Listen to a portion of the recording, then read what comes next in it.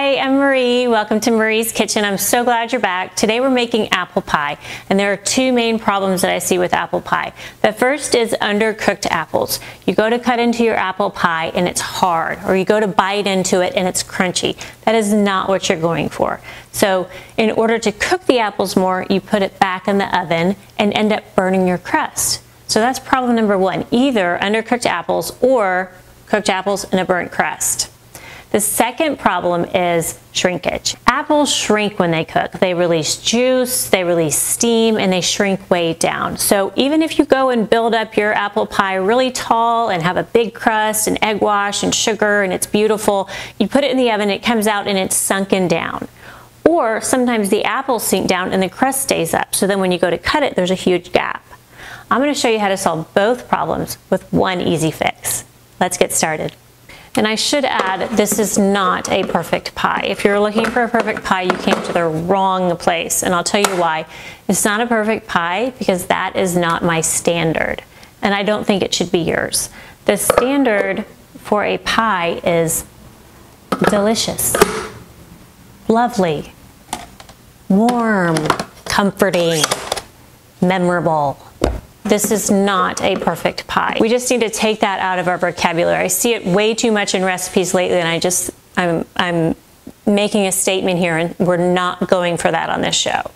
Okay, this next step is going to solve your apple pie problems. We are going to cook the apples. So you need a big pot or a large pan, and we're going to start by putting in 3/4 cup brown sugar.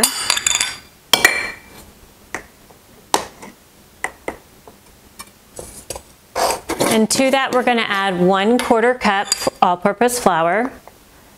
And you can use gluten-free in its place if needed. You could also use cornstarch if you prefer. I like to use flour. It doesn't have quite as much flavor as cornstarch. And now, things could get a little controversial here. I've been teaching pie classes for many years, apple pie specifically. And from those classes, I have learned something. And that is that people have very strong feelings about really three things: cinnamon, nutmeg, and how they slice their apples. A good friend of mine will only cube her apples. That's how her mom did it, and that's how she does her apple pie. So I wasn't going to change her on that. Cinnamon. Some people don't want a lot of cinnamon in their apple pie. They want just a hint, and that is totally fine. Today, I go anywhere from a tablespoon down to a half teaspoon. So you can do whatever range in there that you like. Next is nutmeg. I'm always surprised there's so many people that hate nutmeg, and it's a strong word. My husband actually hates nutmeg. I love nutmeg. We're just going to do a little pinch here, so it's not strong. I think it has such a great flavor. It's lovely. Now we're just going to stir our dry ingredients together here in this pan. And this will get the salt, the sugar, the spices, the flour all mixed together. Break up the lumps of the brown sugar if you can. And we've got a nice mixture here, looks good. To that, we're going to add our apples. Here we go, the apples. And we're also going to add 1 tablespoon lemon juice. About a tablespoon. Next up is some vanilla, and I used to not put vanilla in my apple pie, but I love it now. It's just a wonderful flavor. It goes well with the vanilla ice cream. So now I put a teaspoon of vanilla in, and this is definitely optional, whatever you like. Now we'll sort of toss the dry ingredients with the apples just gently here. You can use your hands if you like. And that is ready to go on the stove. We're going to add 1/4 cup water.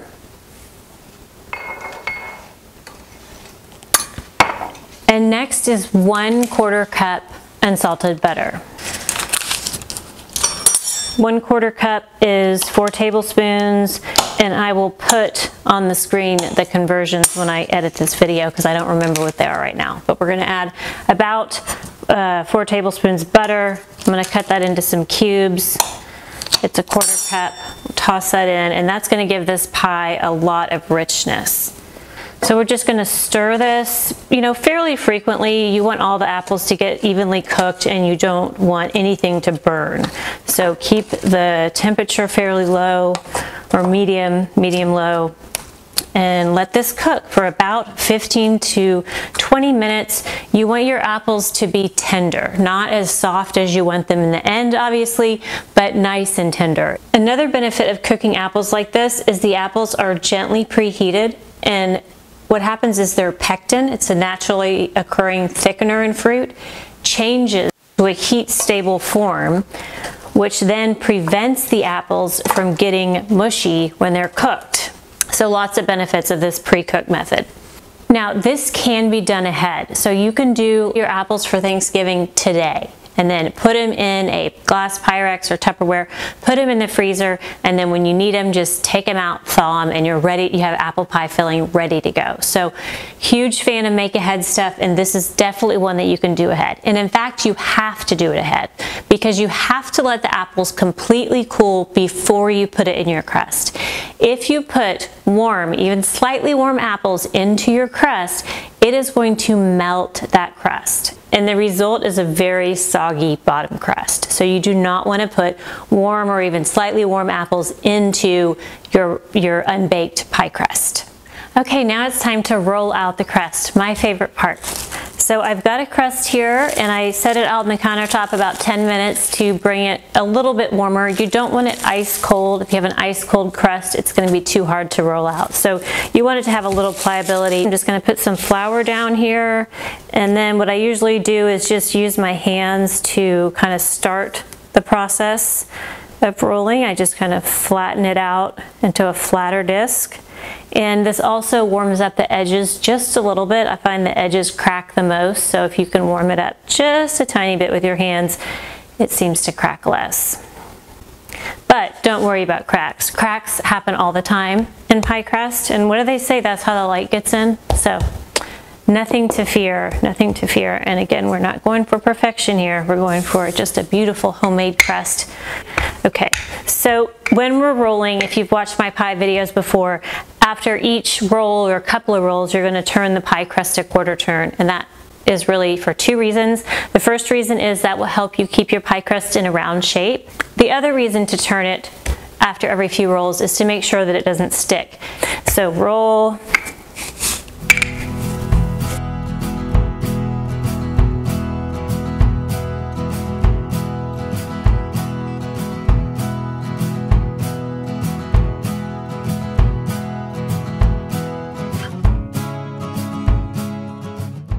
The way to know when to stop rolling is to simply take your pie plate, and we're just going to put it down like this.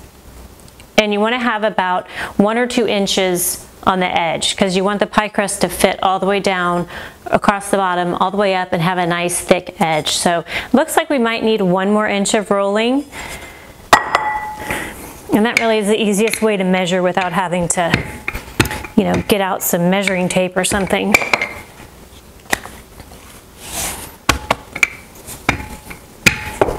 There we go.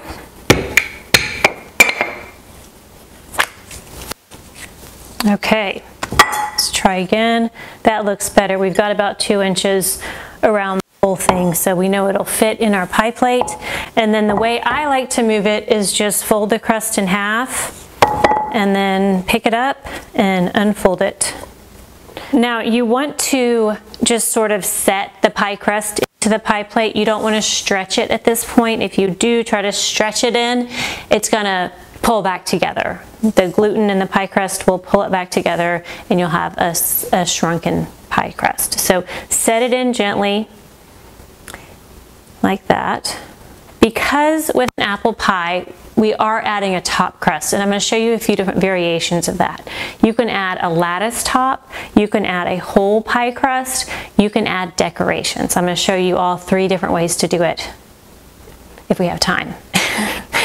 But the point is that whatever you're adding, you don't need a really thick edge here. So I'm just going to turn it under, just tucking it under itself and resting it on the lip of the pie plate. And if you've watched my pie crust videos before, you know I really like it when pie crusts have a lip where you can rest the crust on it. I think it helps hold the pie crust in place, and it's less likely to slip down while it's baking. Okay, so there's our pie crust in the pie plate, and we don't need to make a fluted edge at this point because we are adding another crust on top.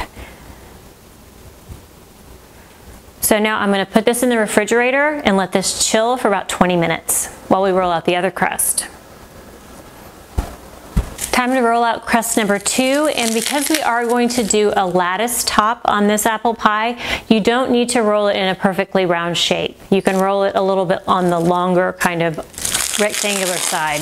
And if you don't feel like making 2 crusts, try my Dutch apple pie that you just sprinkle the streusel on top, and it's so much easier. Whenever I'm making a double crust apple pie, I'm always thinking, gosh, I wish I was making a Dutch apple pie. It'd only be 1 crust to roll out. So that one is, I think, easier and equally delicious.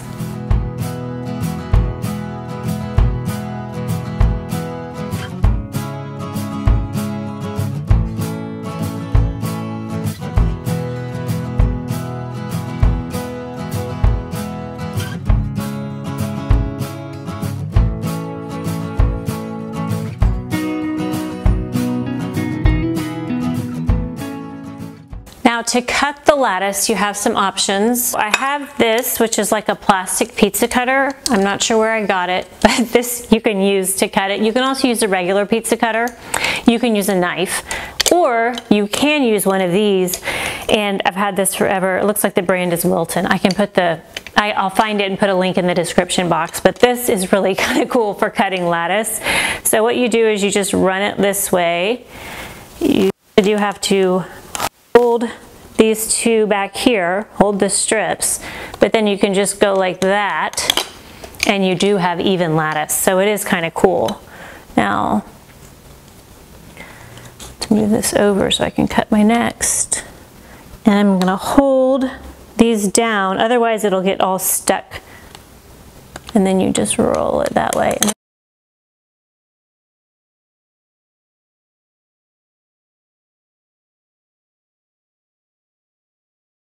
Okay, so there's the lattice, and now it's time to assemble our apple pie. Finally, I'll get the crust in the pie plate.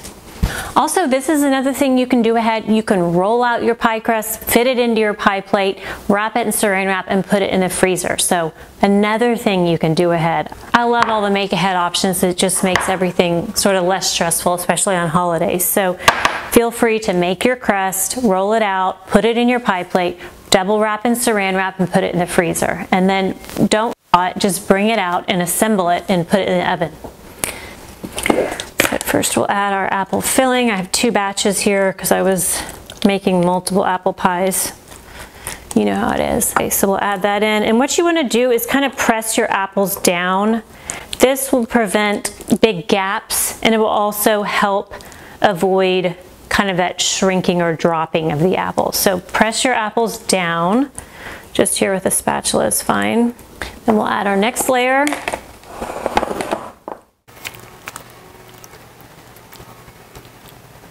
So now it's time to put the lattice on the pie, and we're going to take one of our longer strips and put it a little off center, and then another long one and put that one a little off center, and then our shorter strips we'll put on this outer side where there's not as much length needed. So 4 strips, looks great. Now what we're going to do is lift up the first and third lattice. You pull those back to the center. Then we'll take one of our longer lattice strips. We're going to put that down and pull these back over it. Now we're going to lift up the next 2, that's strips 2 and 4, lift those up, and we'll add another piece of lattice. So that is how you weave the lattice. You lift up every other one, put a strip, put those down, lift up every other one, put a strip. Now we'll do this other side, and we're going to lift up. These went under last time, so they're going to go over this time. So we lift up those 2 and lay our strip here. Put this one down. Now we lift up these 2 and we'll put another strip here. And there we have a lattice top on our apple pie. Isn't that beautiful? Now what we're gonna do is just pinch off these edges. We don't need these extra long edges here. That'll be too much for the crust. So just pull off most of these little edges here. And then what we're gonna do is tuck the lattice pieces under our crust there and kind of make it into one crust. I'm gonna do a little flour because it's getting a little sticky. So lattice tucked under and then formed kind of into the crust. You mash it together under that crust and then kind of glue it together. And we'll just keep going around.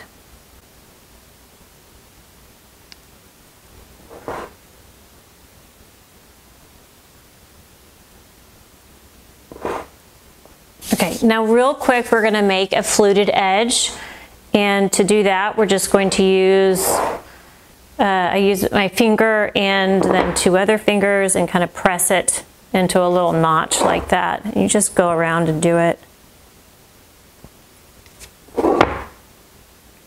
Remember, the goal is to find beauty in the mess, beauty in the imperfections. So do not stress yourself out trying to make the fluted edge some, you know, perfect, Pinterest-worthy edge. Start to find some beauty in the imperfection.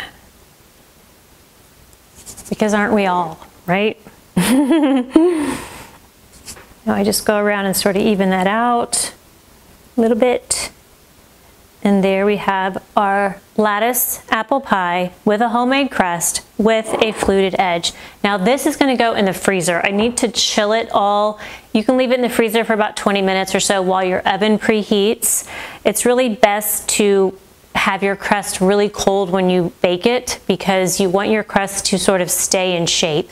If you have a very warm crust like it is right now and put that into a warm oven of around 350 degrees, that can just melt your crust. So my preference is always to chill the crust and then we're going to put it in a hot oven. And that combination of a cold crust going into a hot oven allows the crust to kind of get set and sear in place instead of just melting. Okay, the oven's preheated. I got the apple pie out of the freezer. It's nice and chilled.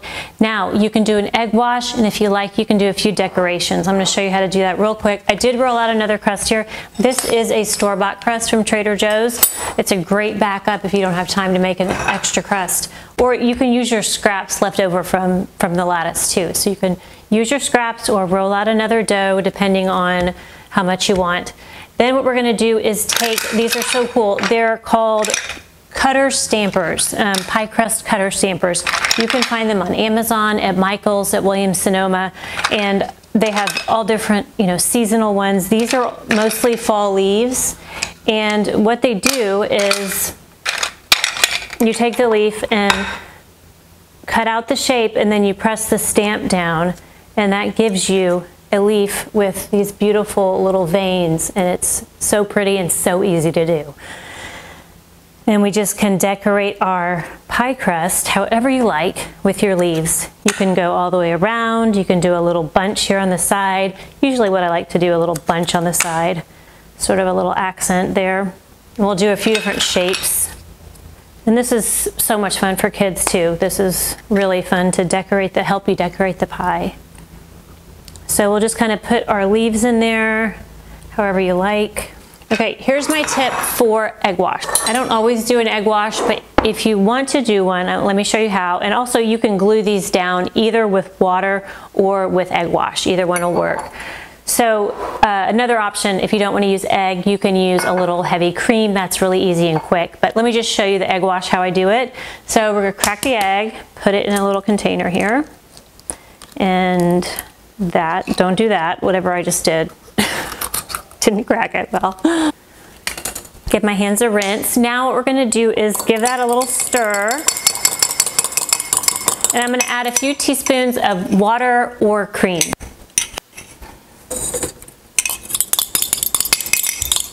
Now what I'm gonna do is, I really don't like it when the egg wash has a lot of really stringy pieces. So what I do now is strain the egg wash. So you just put it through a strainer, and that will really make it a lot easier to spread your egg wash. So you just strain it out like this. And all those big long sticky pieces, we just toss those. So now we have a nice smooth egg wash, and I've just got a little mini brush here.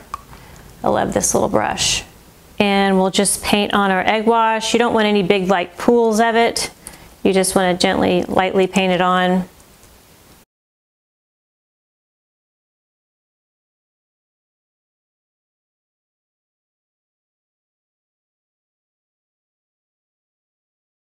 And then we'll use the egg wash to glue these little leaves in place. Just put some egg wash underneath it and then glue that on. You can also use the water or the cream if you're using that instead. And just kind of glue these into place.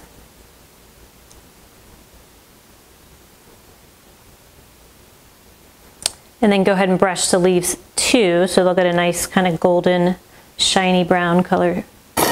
Now as the last kind of final decoration step, optional of course, use some raw sugar, just sugar in the raw, and it's kind of this golden crystal sugar, and sprinkle that on top. It adds a little crunch and a little color, a little sparkle, so I like to add that.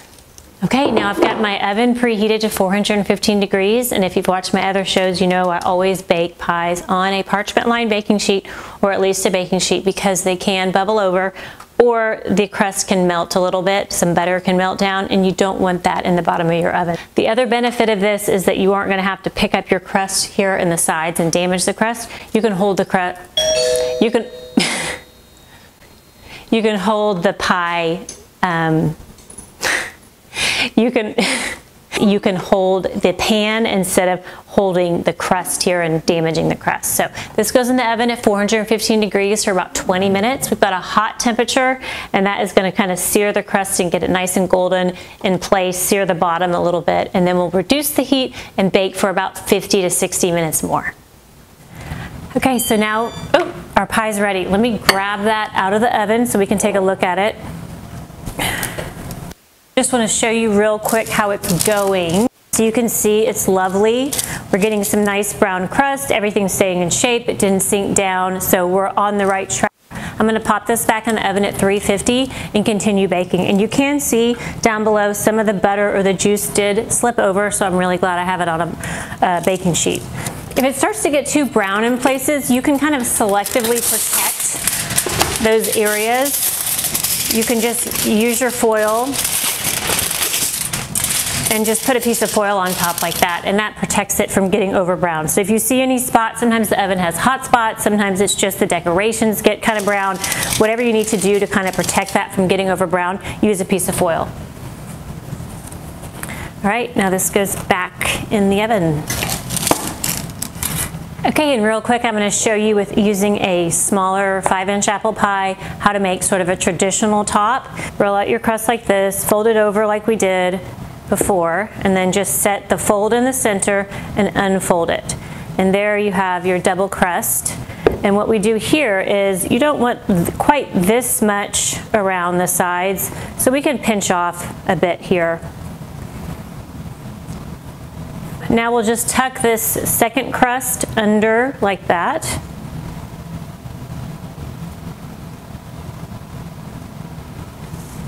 Tuck the crust under itself and rest it on the lip again.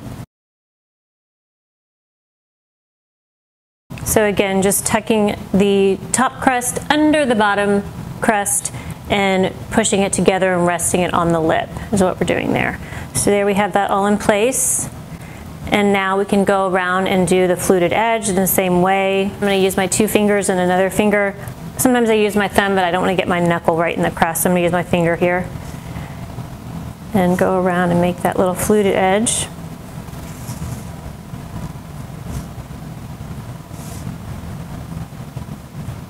Now we can do our quick egg wash here. Same egg wash.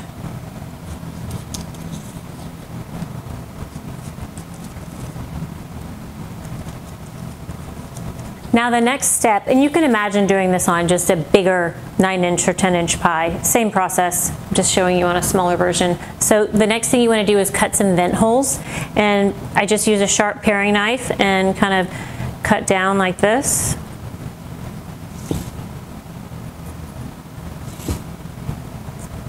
Like that. We've got 4 vent holes. That's going to let the steam escape so it doesn't bubble out the sides.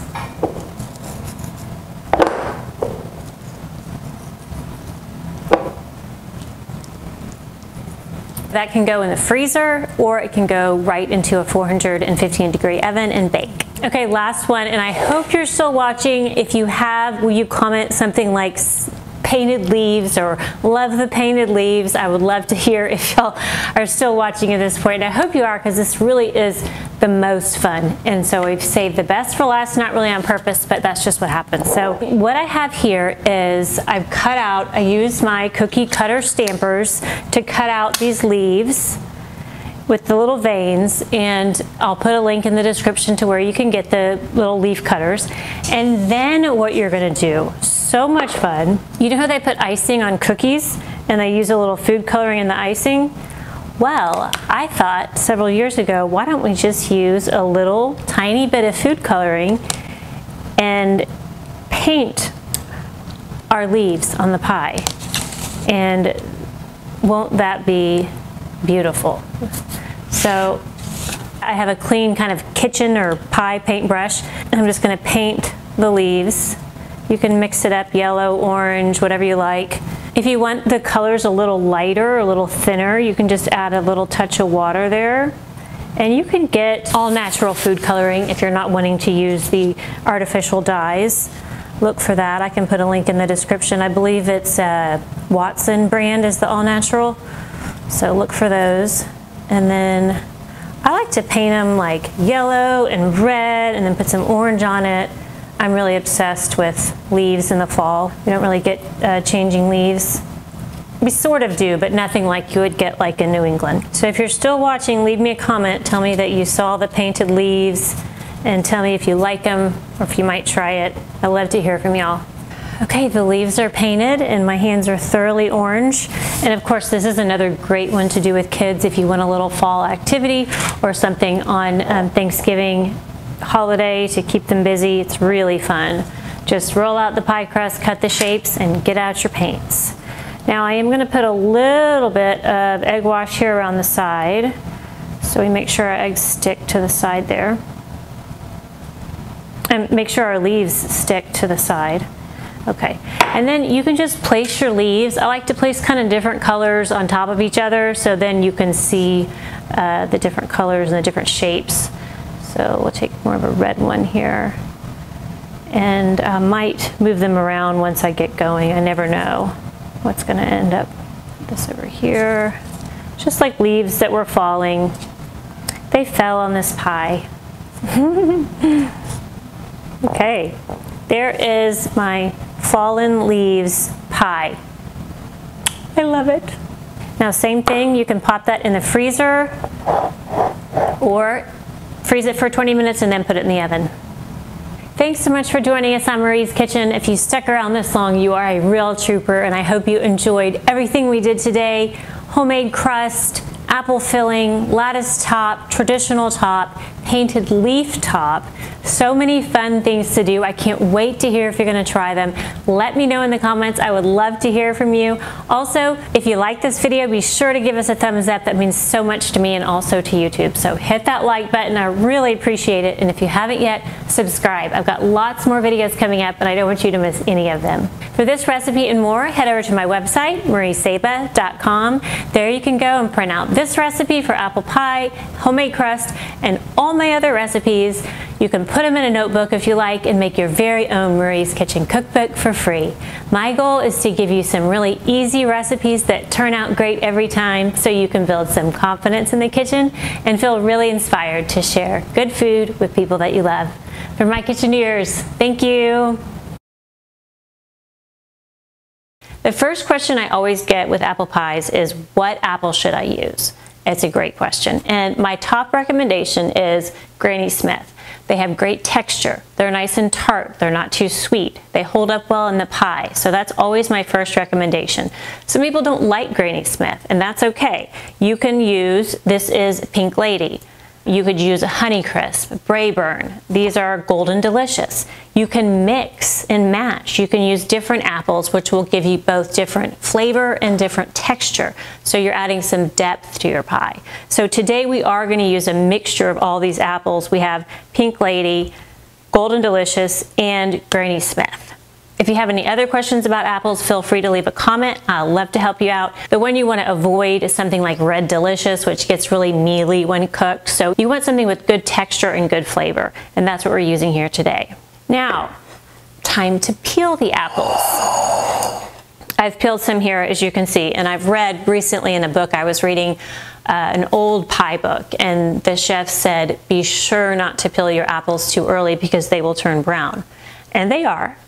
But here's the thing, we're going to use brown sugar and cinnamon, so the whole filling's brown anyway, so you don't even notice. So I say do this ahead. Peel your apples ahead, slice them. You can do it the day before, cover it in saran wrap, put it in the fridge, and then pull them out when you're ready to move on to the next step of the apple pie. An apple pie has a lot of steps, so if you can make something ahead, I say do it. Now let's talk about options for peeling apples. First is just do it by hand. Grab a peeler and just go around and peel that apple.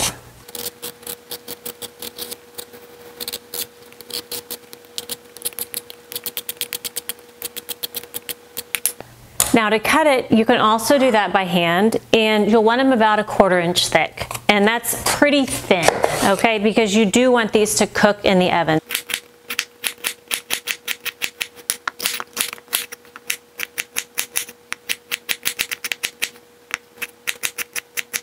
Now we'll put our apples in a bowl, and what I use kind of as a hack is this really big Pyrex. It's 8 cups, and guess how many cups of apples we need for the apple pie? About 8 to 9 cups. So as soon as you fill this up, you know you're done. Now the second method for peeling apples is this. This is an apple peeler core slicer. And unfortunately, I've not been able to find this online as easily as I did when I bought it. It's a fantastic gadget. It's one of my favorites.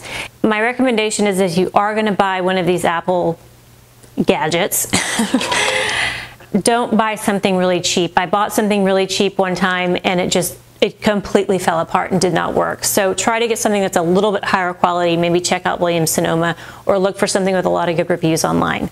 So with your apple peeler core slicer, you're going to take your apple and put it right into these prongs here, and you just twirl it down. It's going to peel it, and then it's going to core it, and it slices it into this rings. So then all you have to do is cut right down the middle, and there you have your apple slices. So love this gadget. Kids love it too. Be careful, this is sharp, but my kids always love to help me, help with the apple pie when I'm doing this. So if you have kids or grandkids, put them on this job, and it goes really quick. You just peel, core, slice. Cut that into slices and into slices. There we go. And the third method for cutting apples is a food processor. If you do have a food processor, this is also super quick and easy, so I do recommend it. What you're going to do is you take your food processor, and this is the little stick thing that goes in here. Then you put your blade on top like that, and then we put it on our food processor. And of course, be careful, those blades are sharp. And then we close that, and we are ready to go. So I'm going to take an apple that I've already peeled. You do have to peel them by hand. Of course, you could leave the skins on, but I'm not a huge fan of that because some apple skins can be pretty tough. We'll just cut our apple into some pieces. It needs to be small enough to fit in here. Then you turn this on to low, I believe, and we'll just put our apple right in there.